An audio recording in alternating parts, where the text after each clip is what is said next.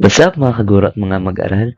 Welcome sa panibagong aralin sa Life and Career Skills. Ako muli ang inyong online teacher, Sir Franco, at ang ating topic is about understanding protective and risk factors, sense of self, and health and wellness. Transition from late adolescence to early adulthood.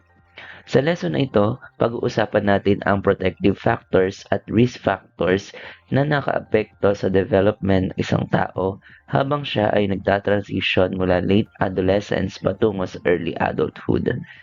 Mahalaga itong maintindihan dahil sa stage na ito, maraming major life decisions ang ginagawa ng isang tao. Makakatulong ang lesson na ito upang mas maintindihan natin kung paano nabubuo ang ating self-concept at overall well-being.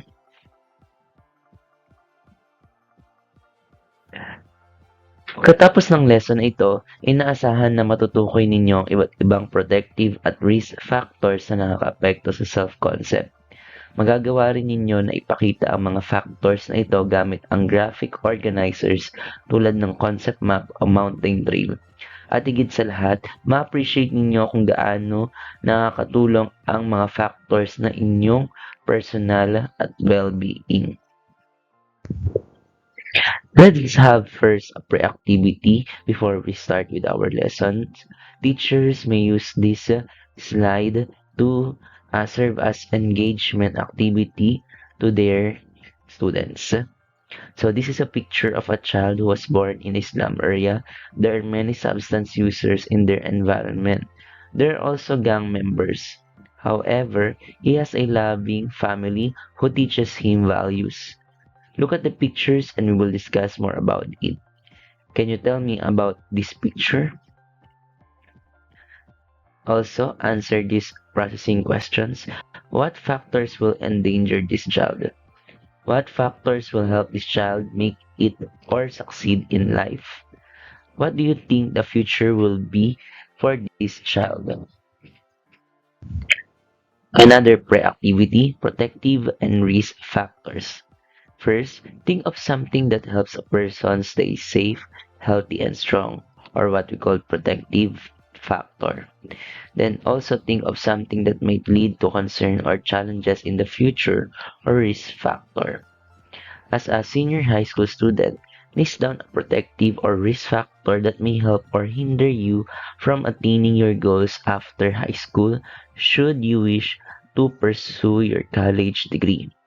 Further your skills, seek for employment, or plan to be an entrepreneur. Give a sticky or meta card to each student teachers where they will write the identify protective and risk factor. Now that we are done with our pre-activities, let us explore the concept that will be discussed today. Let's first discuss the transition from late adolescence to early adulthood. Ang late adolescence ay hanggang early adulthood ay karaniwang nasa edad 18 hanggang 25 years old. Sa stage na ito, nagsisimula ng maging mas independent ang isang tao. Marami ring importanteng decisions ang ginagawa tulad ng pagpili ng career, pag-aaral sa college, at pagbuo ng sariling identity. Dahil dito, mahalagang maintindihan ang mga factors na nakaapekto sa development ng isang tao. Now, let's move to the main discussion or concept to be discussed today, yung protective at risk factors. First, what are protective factors? Ang protective factors ay mga positive conditions o influences na tumutulong sa isang tao upang makayanan ang mga challenges sa buhay. Para itong shield o protection laban sa stress at negative experiences. Kapag maraming protective factors sa buhay ng isang tao, mas mataas ang chance na magkaroon siya ng healthy development at emotional stability. Ano naman ang risk factors? Risk factors naman ay mga conditions o experiences na maaaring magdulot ng negative outcomes sa buhay ng isang tao. Maaari itong magpataas ng vulnerability sa problems tulad ng stress, unhealthy behavior, or mental health issues. Ngunit mahalagang tandaan ang pagkakaroon ng risk factors ay hindi nangangahulugang magiging negative ang outcome ng isang tao, lalo na kung may protective factors na sumusuporta sa kanya. Self-concept. Ang self-concept ay ang paraan kung paano natin nakikita at naiintindihan ng ating sarili. Binubuo ito ng tatlong bahagi: ang self-image, kung paano natin nakikita ang ating sarili sa kasalukuyan; ang self-worth naman, kung gaano natin pinahahalagahan ang ating sarili; samantalang ang ideal self ay ang taong nais nating sa maging sa hinaharap. Well-being. Ang well-being ay tumutukoy sa kabuuang kalagayan ng isang tao sa aspeto ng kalusugan, happiness at life satisfaction. Hindi lamang ito tungkol sa physical health, kundi pati na rin sa emotional at social well-being. Kapag balanse ang mga aspetong ito, mas nagiging fulfilling ang buhay ng isang tao. Now, there are types of risk and protective factors. Let us enumerate each. Ang mga risk at protective factors ay maaaring manggaling sa iba't ibang bahagi ng ating environment. Maaaring manggaling ito mismo sa sarili natin, sa pamilya, sa mga kaibigan, sa school, at sa community. Ang kombinasyon ng mga factors na ito ang nakakaapekto sa development ng ating self-concept at overall well-being. First, we have the individual risk factors.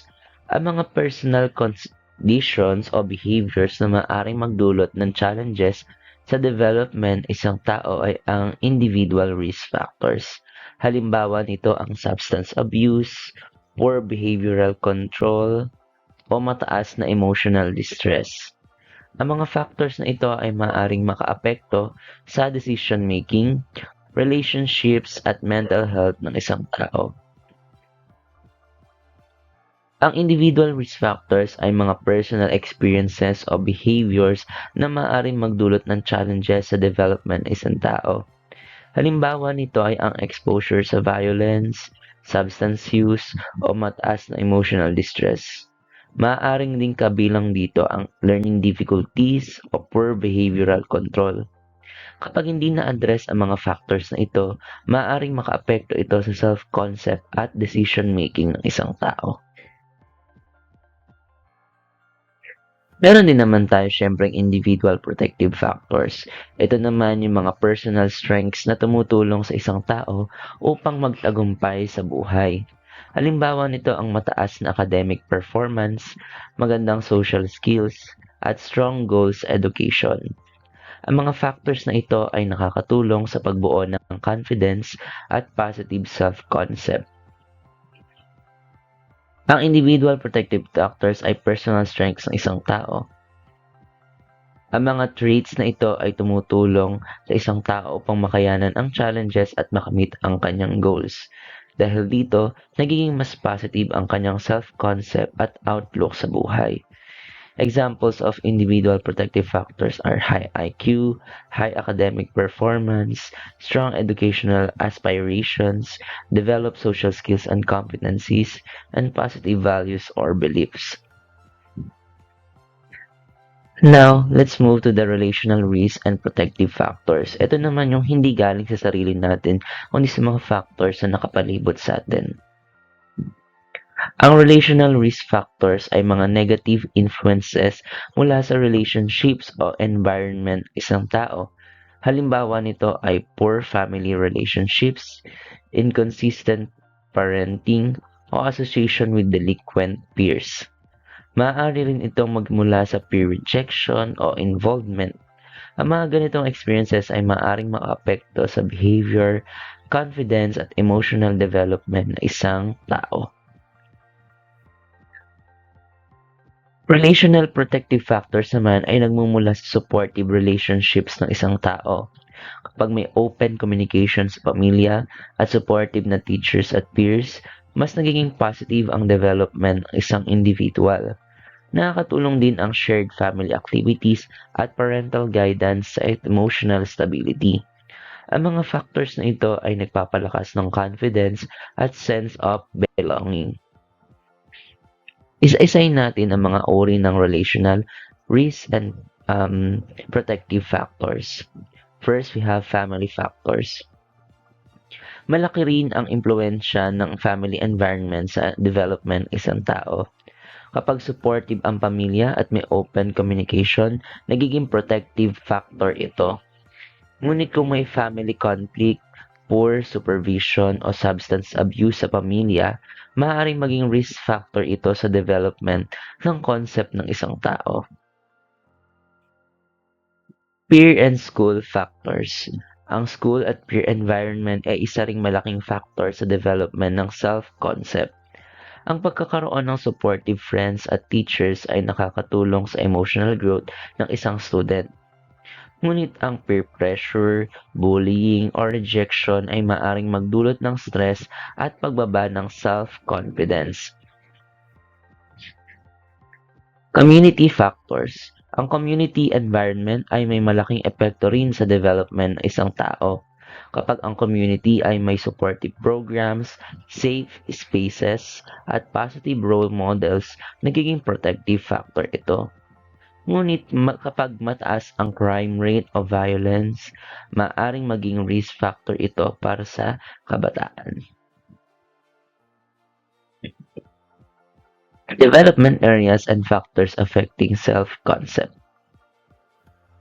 Ang development ng self-concept ng isang tao ay naapektuhan ng iba't ibang areas ng ating buhay. Bukod sa mga factors na nabanggit kanina, kabilang dito ang physiological, psychosocial, at emotional development. Sa bawat area na ito, may mga protective factors na nakatutulong sa development ng isang tao. At mayroon ding risk factors na maaring magdulot ng challenges. Kapag naiintindihan natin ang mga factors na ito, mas nagiging aware tayo kung paano mapapabuti ang ating well-being. First, we have physiological factors na tumutukoy sa physical health ng isang tao. Kapag may regular exercise, tamang nutrisyon, at sapat na tulog, nagiging protective factors ito na nakakatulong sa confidence at emotional stability. Ngunit kapag may chronic illness, substance abuse, o unhealthy lifestyle, nagiging risk factor ito na maaring magpababa ng self-esteem. Ipinapakita nito na malaki ang epekto ng physical health sa self-concept at well-being. Psychosocial factors naman ay may kinalaman sa relationships at social environment ng isang tao. Kapag may supportive family at friends, nagiging protective factor ito na nagpapataas ng self-worth at sense of belonging. Ngunit kapag may toxic relationships, peer pressure o social isolation, maaari itong maging risk factor sa mental health. Kaya mahalaga ang healthy relationships sa development ng positive self-concept. Emotional factors naman ay may kinalaman sa kung paano natin hinahandle ang ating emotions at stress. Kapag may emotional intelligence at healthy coping strategies, nagiging protective factors ito na nagpapalakas ng resilience ng isang tao. Ngunit kapag may anxiety, depression, o unmanaged stress, nagiging risk factor ito sa emotional well-being. Dahil dito, mahalaga ang pag-develop ng healthy ways to manage emotions. Let's summarize the key concepts discussed. Ang mga risk at protective factors ay magkakaugnay at sabay-sabay na nakakaapekto sa development ng isang tao. Halimbawa, kahit may risk factor tulad ng stress o family problems, maaari ito ng mabalance ng protective factors tulad ng supportive friends o teachers. Dahil dito, mahalagang maintindihan ang role ng iba't ibang factors sa ating buhay because they can influence self-concept, mental health, behavior, and life outcomes. Ang risk at protective factors ay hindi magkahiwalay kundi magkakaugnay sa buhay ng isang tao. Kahit may risk factors ang isang individual, maaaring mabawasan ang epekto nito kung may malakas na protective factors tulad ng support ng family o strong personal goals. Ang mga protective factors ay tumutulong upang palakasin ang resilience at positive self-concept. Tandaan, protective factors are positive influences that help you cope, stay resilient, and grow healthily, while risk factors are the conditions that increase the chance of negative outcomes. Self-concept is how you understand yourself. Self-image is how you see yourself. Self-worth, your value as a person, and ideal self, who you want to become. While well-being is the overall state of happiness, health, and life satisfaction. Maaari nyo rin tingnan ang table na ito para naman maintindihan kung paano nakakaapekto ang different development areas which are physiological, psychosocial, and emotional, and what are their protective and risk factors and impact on self-concept and well-being. Now let's proceed to the activities and assessment. Activity 1, Concept Map.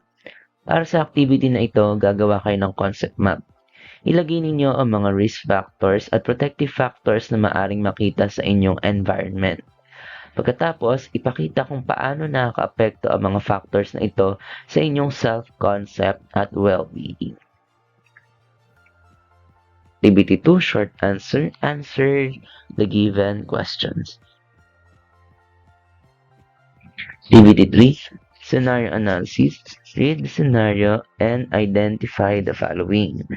Risk factors, protective factors, what area is affected, and what are the impacts on self-concept and well-being. Okay, so apat ang i-identify. First scenario, Paulo is 19 years old, a first-year college student. He lives away from home. Because of academic pressure, he often skips meals and sleeps late doing schoolwork. He rarely talks to his family but has supportive classmates who help him study. So what are the risk factors? Okay, so we have here poor sleep, poor nutrition, and social isolation from family. Now, what about the protective factors that help him cope? We have the supportive peers, educational growth, and study support. And the impact? Peer support may protect self-worth, but poor self-care can increase stress and lower confidence. And also, yung distancing from his familiar relationship. Next scenario, Anna, 21 years old, works part-time while studying. Her parents consistently encourage her education. However, she feels pressured by social media comparisons and sometimes feels she is not good enough. So what are Anna's risk factors? So, peer pressure and toxic comparisons. What protective factors help her cope? Strong parental support. How might this affect her self-image and emotional well-being? So it has an effect or effect on ideal self and self-worth. Now let's answer the following assessment questions. Which best describes a protective factor? C. A positive influence that promotes resilience. 2. Which situation is an individual risk factor? C. Substance abuse. 3. Which best defines self-concept? C. Overall understanding of oneself. 4. A student with high self-worth but low self-image is most likely experiencing C. Inner confidence despite challenges. 5. Which is a relational protective factor? C. Connectedness to family members. 6. Which most factor threatens emotional well-being? B. High emotional distress. 7. Protective factors primarily helped by C. Buffering against risk. 8. Late adolescence is marked by B. Identity exploration. 9. Which pairing is correct? C. Supportive peers, protective factor. 10. Which best explains the interconnectedness of risk and protective factors? C. Protective factors can reduce the effects of the risk factors. For your reflection, mag-reflect tayo tungkol sa ating sariling buhay. Ano ang mga protective factors na tumutulong sa iyo ngayon? Mayroon bang risk factors na maaring nakakaapekto sa iyong well-being? At ano ang mga hakbang na maaari mong gawin upang palakasin ang iyong protective factors? And that ends our lesson about understanding protective and risk factors, sense of self, and health and wellness. Next to the development team of the lesson exemplar kung saan ibinase ang ilang bahagi ng lesson na ito. Once again, I'm your online teacher, Sir Franco. Thank you for watching.